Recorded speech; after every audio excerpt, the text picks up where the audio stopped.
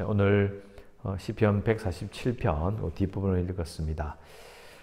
오늘 읽은 147편은 제가 어제 말씀드린 것처럼 예루살렘 성벽 재건, 그죠? 성벽 재건할 때 지었던 노래다라고 이제 말씀을 드렸는데요. 우리가 구약을 읽을 때 우리가 좀 이렇게 느끼지 못하는 게 뭐냐면 이 연도를 잘 몰라요. 그러니까 여기서 여기까지 몇 년이 걸리는지 그런 계산을 잘 안 하거든요. 그러니까 그냥 읽으면 뭐 귀환하고 난 다음에 뭐 금방 성전 짓고 또 뭐 에스라 느헤미야 읽으니까 또 금방 성벽을 재건한 것 같아요. 그런데 이게 생각보다 간단한 문제가 아니에요. 보통 바벨론에 잡혀간 다음에 돌아올 때까지 70년을 잡아요. 근데 그 70년은 예루살렘 성전이 무너진 다음에, 무너진 그 시점에서 귀환한 다음에 다시 성전을 건축하는 딱 거기까지 70년이에요. 무슨 말인지 아시겠죠? 그렇게 70년을 잡아요. 그런데 성전을 재건하기 전에 20년 전에 귀환해요. 쉽게 말하면 나라가 망한 다음에 귀환을 했는데 귀환하고 나서 성전을 짓는 데까지 22년이 걸려요. 꽤 긴 세월이죠? 우리 생각에는 귀환하자마자 바로 성전 지어야 되는 거 아닌가요? 그리고 페르시아 왕 고레스가 귀환한 조건이 뭐냐면 성전을 재건하라는 것이었어요. 지었어요. 20년 걸렸지만 지었어. 그럼 성벽을 짓는 데는 얼마 걸렸을까요? 오늘 여기 147편의 배경. 몇 년 걸린지는 안 나오거든요. 자, 71년이 걸렸어요. 70년이 넘어요. 70년. 그러니까 포로 귀환한 다음에는요. 93년이 걸려요. 이거 엄청나게 긴 세월 아닌가요? 그러니까 우리가 생각해 봤을 때 우리는 하나님의 역사에 대해서는요. 하나님의 일이 이루어진 데에서는 우리가 이거 성질 급한 놈은 미치고 환장합니다. 정말 오래 걸리는 거예요. 이유가 뭐냐면 이스라엘 백성들이 준비가 안 되는 거죠. 돌아온 사람이 4만 명밖에 안 돼요. 그 4만 명을 어떻게 금방금방 그걸 하냐고요. 그럼 불가능합니다. 그런 게 아니라 하나님께서는 세월을 두고 시간이 지나고 하더라도 결국은 그 약속을 이루시는 분이시다라는 것을 꼭 기억해야 돼요. 그러니까 이 20년 동안 성전을 재건하는 것도 어려운 일이었고 성전을 재건한 다음에 느헤미야가 와서 그걸 다시가 아니고 성벽을 재건하는데 70년이 걸렸어요. 총 93년이야. 그럼 그 사이에 이스라엘 백성들은 자, 나라도 아니야. 4만 명밖에 안 돼. 군대도 없어. 어떻게 살았을까요? 힘들었을 거예요. 아무리 이게 페르시아 제국의 그런 보호와 그런 허락을 받고 왔다 할지라도 실제로 읽어보면 많이 괴롭힘을 당했다 그래요. 그런데 어떻게 그 살면서 성전도 짓고 성벽도 지었을까? 그걸 이해하면 바로 오늘 12절, 13절, 14절 말씀이 이해가 돼요. 예루살렘아 여호와를 찬송할지어다. 시온아 내 하나님을 찬양할지어다. 그가 내 문빗장을 견고히 하시고 내 가운데 있는 너의 자녀들에게 복을 주셨으며 내 경려를 평안하게 하시고 아름다운 밀로 너를 배불리셨다. 이 말이에요. 70년 동안 아니면 성전 재건 후에 70년 동안 하나님께서 보호해 주시고 함께하지 않았다면 불가능한 거예요. 그래서 이 이야기를 하는 거죠. 그냥 하나님께서 우리를 보호해 주시고 간단한 이야기를 하고 있는 것이 아니라 이 사건은, 이 시편은요, 자기들의 경험인 거예요. 살아있는 삶이었던 것입니다. 그래서 이런 찬양을 하는 것입니다. 또 왜 이렇게 보호해 주시죠? 보호해 주시는 이유가 뭐예요? 신명기 조약의 회복이잖아요. 성전으로 지으러 돌아왔기 때문에 신명기 조약의 회복이기 때문에 어떻게 봐야 돼요? 왕이 신하를, 그 백성을 보호하는 것은 너무나 당연한 약속인 거예요. 그것이 이루어졌다는 관점을 봐야 되는 거고요. 자, 그 다음에 15절 그의 명령을 땅에 보내시니 그의 말씀이 속히 달린다. 자, 그의 명령을 줄한가 보세요. 그의 명령, 그의 말씀, 그죠? 15절에 두 번 나오죠? 그의 명령, 그의 말씀. 그리고 18절에 가면 또 그의 말씀. 그리고 19절에 또 그의 말씀. 그의 말씀이 총 3번 나오는데요. 15절의 명령도 사실 같은 것이죠. 하나님 말씀이 하나님 명령이 그 말도 같은 말이니까 4번이나 이게 반복이 돼요. 이유가 뭘까요? 느낌은 이런 거예요. 이스라엘 백성들이 왔을 때 1차 귀환한 그때 뭘 느꼈어요? 세상이 뒤집힌 거예요. 왜 세상이 뒤집혔죠? 절대로 망할 것 같지 않았던 바벨론이 하루 밤 사이에 페르시아 쪽으로 바뀌어버렸어요. 이건 깜짝 놀랄 일이에요. 그 당시에 바벨론은 지금의 이라크 땅이거든요. 이라크 땅이 거의 사막이잖아요. 근데 거기가 운하로 연결이 되어가지고 엄청난 규모를 자랑하는 나라였다고 하죠. 운하를 연결해가지고 듣도 보도 못하는 엄청난 그런 게 눈에 펼쳐지고요. 이스라엘 백성들은 보니까 기가 팍 죽어버는 거지. 운하로 막 연결돼가지고요. 풍부한 물과 글자까지 있었다니까요. 세계 최고의 강국이었어요.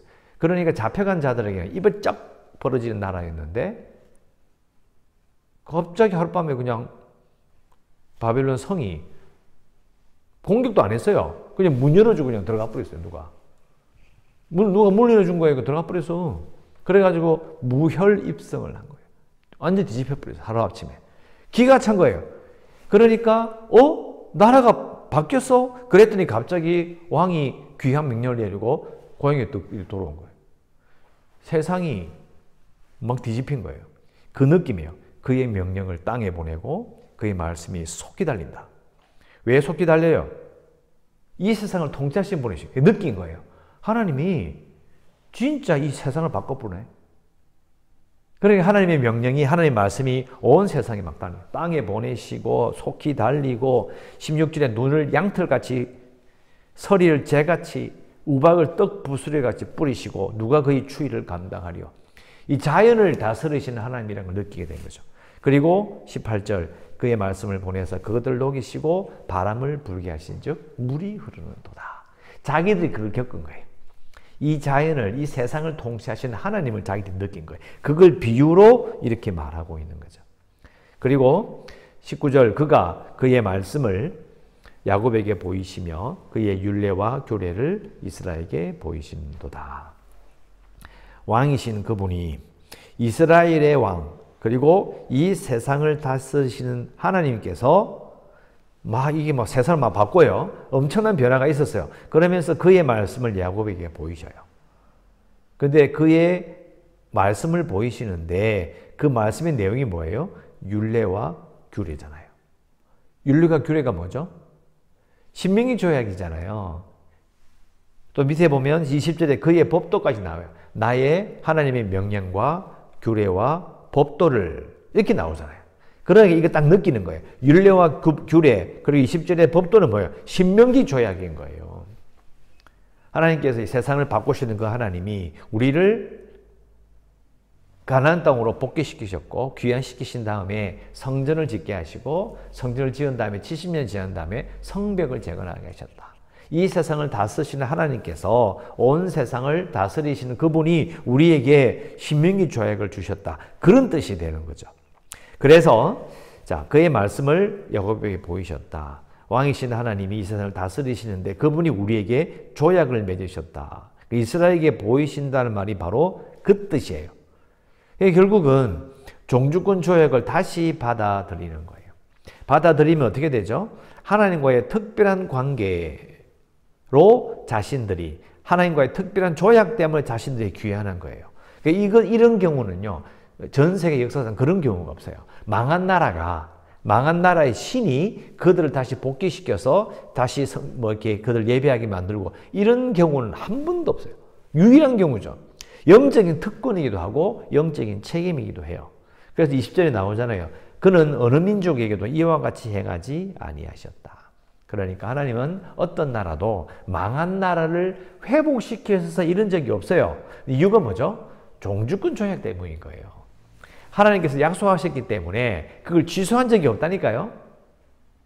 에이 망해라 끝 이게 아니고요. 내가 너희들을 바빌론으로 보내지만 귀환시키겠다. 왜요? 조약을 맺었기 때문에요. 그래서 하나님의 신실하신 것이고요. 잘 생각해 보면 이거 엄청난 이야기예요, 사실은. 그러니까 율례와 규례와 법도, 그죠? 그 법도를 가진 하나님과 이 세상을 다스리시는 그분과 특별한 관계로 조약을 맺은 우리가 이런 말이 되는 거죠. 영적인 책임과 그리고 영적인 특권을 동시에 말하고 있는 것입니다. 자, 이걸 생각해 보면요. 자, 우리가 기도할 수 있는 건 이렇게 기도 제목을 씁시다. 우리가 하나님을 왕으로 모시고 우리가 하나님을 왕으로 모시고 사는 모습과 생활을 주위 사람들에게 보여주어 빛으로 소금으로 살겠습니다. 이렇게 기도해야 합니다. 우리가 하나님을 왕으로 모시고 사는 모습과 생활을 주위 사람들에게 보여주어 빛으로 소금으로 살겠습니다. 이렇게 기도할 수 있습니다. 자, 기도 제목을 설명 좀 드리죠.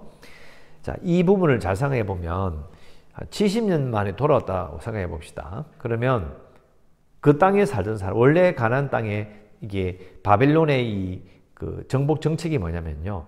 나라를, 이게 사람들을 섞어버리는 거예요. 그쪽에 살게 하지 않고 이쪽에 사람들을 왕창 뽑아가 딴 데로 이사를 시켜버리는 거예요. 딴 데 정복한 사람들은 싹 썰어가지고 가나안 땅에 갖다 놓은 거죠. 그래서 사마리아 사람이 생긴 거잖아요. 왜 사마리아 사람이 생겼어요? 위에 귀족들은 다 잡혀가고 비천한 자들만 남았거든요. 남아있는데 그 바빌론이 강제 이주시킨 사람들과 섞여 살게 된 거예요. 그게 사마리아 사람들이에요. 그러니까 70년의 세월이 지났는데 갑자기 사람들이 막 떼거리로 4만 명 이사 오더니 여기 우리 옛날에 있었던 조상들이 살던 곳이라 해가지고 예루살렘 성전을 짓고 거기 살기 시작한 거예요. 그 땅에 살기 시작한 거예요. 생뚱맞지 않아요? 70년이 지났다니까요. 70년이 지나고 사람들이 다 잊혀지고 또 몰라요. 옛날에 그런 사람, 그런 일이 있었다는 이야기는 들어봤는데 이렇게 될 거 아닌가요? 생뚱맞은 거죠. 갑자기 이사와가 난리를 치고 있어. 그러니까 생각해보면서 이 사람들이 보는 거죠. 뭐 하는 거, 또 하더니 20년 지나더니 성전을 떡 지었어. 그래서 살아가는 거예요. 주위에 있는 사람들이 볼 때는요, 이스라엘 사람들은, 이 사람들이 뭐 하는 사람이 쉽지 않을까요? 그런데 이들이 제사장 나라로서의 이런 종주권 조약을 맺고 난 다음에 그들과 섞여 살면서, 즉 이스라엘 백성들과 다른 사람들이 섞여 살면서 어떻게 하나님을 알려줄까요? 자, 하나님을 왕으로 섬기는 사람들의 생활과 섬기지 않는 사람들의 생활이 구분이 딱 되잖아요. 보면서 이 사람들 우리가 좀 다르네. 뭐가 다른 거? 우리하고 신이 좀 다르네. 하나님이라는 것을 이야기하는데 여호와인데 그를 왕으로 섬기네. 이거잖아요. 그게 거룩함이고 그게 하나님을 섬기는 자로 살아갈 때 그게 빛이요 소금 아닌가요? 현실적으로 딱 그렇다는 그냥 낭만적으로 빛으로 이야기하지 말자는 거예요. 정확하게 어떻게 구분되냐고요. 우리가 밖에 나가서 믿는 사람들이 내가 하나님 믿습니다 이야기할 때에 뭐가 차이가 나냐고요. 똑같이 나쁜 짓 하고 똑같이 이상한 짓 해버리면 아무 차이가 없잖아요. 도덕적으로 내가 안 믿는 사람은 깨끗하게 살아야지. 그런 수준이 아니라 나의 주인이 틀린 거예요. 내 왕이 이 세상의 권력이 아닌 거예요. 그러니까 제가 항상 강조하듯이 예수 믿는 사람은요. 이 정치적으로 좌파 우파 갈리는 거 그거 진짜 미련한 짓이에요. 우리는 좌파도 아니고 우파도 아니에요. 우리의 왕은 하나님이에요. 그러니까 그걸 딱 이해하게 되면요. 이 좌파와 우파의 이 거짓말과 정치적인 술수에 헷갈리잖아요. 우리는 편드는 사람이 아니야. 우리는 하나님의 입장에서 그들을 딱 봐야 돼요. 똑같은 사람이고 똑같이 부정을 저지를 수 있는 사람이 전부 다 거짓말일 수 있다는 걸 알게 되죠. 물론 같은 사람이긴 하지만 그러나 우리의 주인은 이 세상의 대통령이 아니에요. 이 세상의 왕이 아니에요. 하나님의 왕이시잖아요. 그래서 그런 걸 생각해 보면 우리는 믿는 자는요. 세상 사람들, 하나님을 섬기지 않는 사람과 전혀 다른 생각과 다른 결정을 하는 사람들이 되는 겁니다. 그러니까 우리가 하나님 왕으로 모시고 살잖아요. 그렇게 살아요. 그런 사람들이 볼 때 우리가 어떻게 보여야 돼요? 그게 바로 빛으로 소금으로 보이는 거죠. 아주 간단하지만 참 어려운 겁니다. 빛으로 소금으로 살겠습니다. 즉 그렇게 살려면 하나님을 왕으로 모셔야 돼요. 왕으로 섬기며 사는 것이 정말 중요한 것입니다. 자, 이렇게 기도하시고요. 우리의 교회가 구원의 방주가 될 수 있도록 재개발을 위해서도 그리고 코로나19 극복을 위해서 연약한 성도들과 선교지 이 나라와 북한과 또 생업을 위해서도 기도하시고 오늘도 은혜 가운데 살아가시기를 주의 이름으로 축원합니다. 기도하겠습니다.